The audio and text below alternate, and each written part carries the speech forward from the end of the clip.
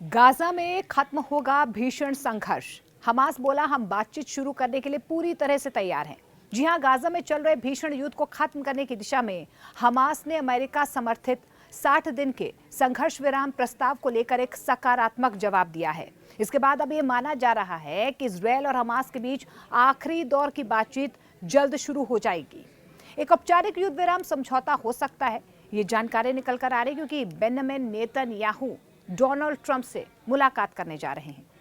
समाचार agency Reuters के मुताबिक डोनाल्ड ट्रंप गाजा में सीज फायर को प्राथमिकता दे रहे हैं और ये मुद्दा दोनों नेताओं की मीटिंग में सबसे ऊपर रहेगा। उन्होंने ये भी कहा है कि ट्रंप कई दिनों से इस दिशा में काम करने के लिए संकेत भी दे रहे हैं। कोशिशें भी उनकी तरफ से लगातार जारी है। ईरान से 12 दिनों तक चली भीषण लड़ाई के बाद नेतन्याहू जीत यात्रा में अमेरिका में डोनाल्ड ट्रंप से ये अहम मुलाकात करने जा रहे हैं। दोनों के बीच ईरान और गाजा युद्ध विराम पर चर्चा हो सकती है। इस बीच हमास ने अपने बयान में ये भी कहा है कि हमने मध्यस्थतों को सकारात्मक जवाब दिया है और इस ढांचे को लागू करने के तरीके पर बातचीत शुरू करने के लिए पूरी तरह से हम तैयार हैं। इससे पहले इजरायल पहले ही इस अमेरिकी प्रस्ताव को मंजूरी भी दे चुका था। अब जब दोनों पक्ष सहमत नजर आ रहे हैं तो उम्मीद यही की जा रही है कि आने वाले हफ्ते में युद्ध विराम यानी कि इजरायल और गाजा के बीच युद्ध विराम लागू हो जाएगा। वहीं अमेरिकी राष्ट्रपति डोनाल्ड ट्रंप ने भी अपनी प्रतिक्रिया सामने दी है। उनकी तरफ से इस मुद्दे पर सकारात्मक रुख दिखाते हुए कहा गया है कि हमें ये युद्ध अब खत्म करना होगा। मैं आशा करता हूं कि अगले हफ्ते संघर्ष विराम पर समझौता हो जाएगा।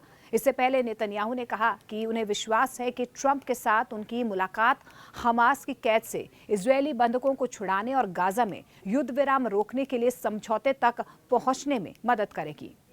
दरअसल इजरायल और फिलिस्तीन की जंग में गाजा के लाखों बच्चों और महिलाओं की जान गई। दोनों देशों की जंग के बीच इजरायल की ईरान से भी लड़ाई शुरू हो गई थी, जिसके बाद अमेरिका ने भी इजरायल का साथ देते हुए ईरान पर हमले किए। हालांकि कुछ दिन पहले ही इजरायल और ईरान के बीच सीज फायर पर सहमति बन गई। इसके बाद अब अमेरिका के राष्ट्रपति डोनाल्ड ट्रंप बेंजामिन नेतन्याहू से मुलाकात करने वाले हैं। आज ये अहम मुलाकात व्हाइट हाउस में होगी।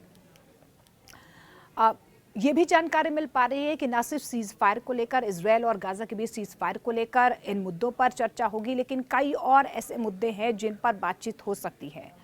गाजा में बीते 21 महीनों से जारी भयावह संघर्ष खत्म होने की उम्मीद अब और ज्यादा बढ़ चुकी है। इस बीच आपको ये भी बता दें कि इजरायली प्रधानमंत्री बेंजामिन नेतन्याहू ने अपनी एक डेलीगेशन टीम को बातचीत से पहले कतर भी भेजा था, लेकिन दावा तो ये किया जा रहा है, खबरें ये निकल कर आ रही हैं वहां से कि हमास और इजरायल के बीच अप्रत्यक्ष सीज फायर को लेकर पहले दौर की जो बातचीत थी वो बेनतीजा रही है।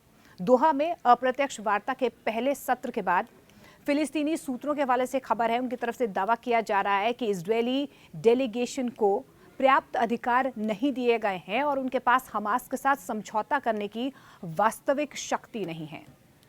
अब इसके बाद व्हाइट हाउस में नेतन्याहू की अमेरिकी यात्रा को लेकर अब लगातार कयास लगाए जा रहे हैं, क्योंकि दोहा में जो पहले दौर की बातचीत होनी थी डेलीगेशन की वो बेनतीजा रही है, सूत्र बता रहे हैं।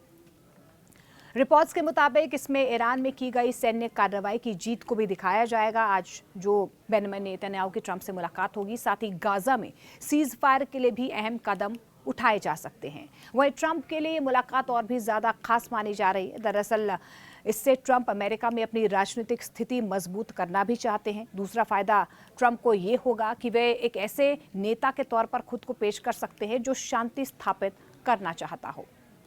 बेंजामिन नेतन्याहू यूं तो इस साल 2 बार डोनाल्ड ट्रंप से मुलाकात कर चुके हैं। आज जब ये मुलाकात होगी व्हाइट हाउस में, ये तीसरी मुलाकात डोनाल्ड ट्रंप से होगी। मीडिया रिपोर्ट्स के मुताबिक डोनाल्ड ट्रंप इजरायल और गाजा जंग में सीज फायर को प्राथमिकता देते आए हैं। इस मीटिंग में दोनों के बीच इस मुद्दे पर बातचीत होगी। इस दौरे के दौरान ये भी माना जा रहा है कि नेतन्याहू ट्रंप के अलावा कुछ और बड़े नेताओं से भी मुलाकात कर सकते हैं। नेतन्याहू के विदेश मंत्री मार्को रूबियो, रक्षा मंत्री पीट हेगसेथ और ट्रंप के पश्चिमी एशिया दूत स्टीव विटकॉफ से भी मुलाकात तय मानी जा रही है।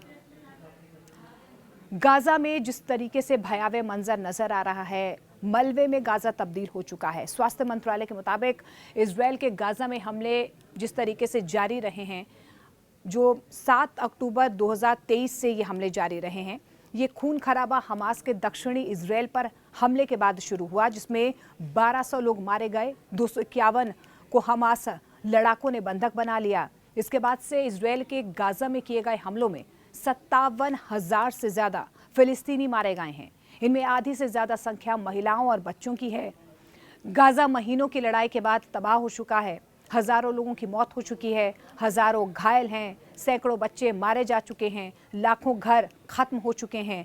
फिर भी हमास और इजराइल अपनी अपनी शर्तें यहाँ पर थोप रहे हैं, जबकि सबसे बड़ी शर्त तो सिर्फ एक होनी चाहिए, वो है युद्ध विराम।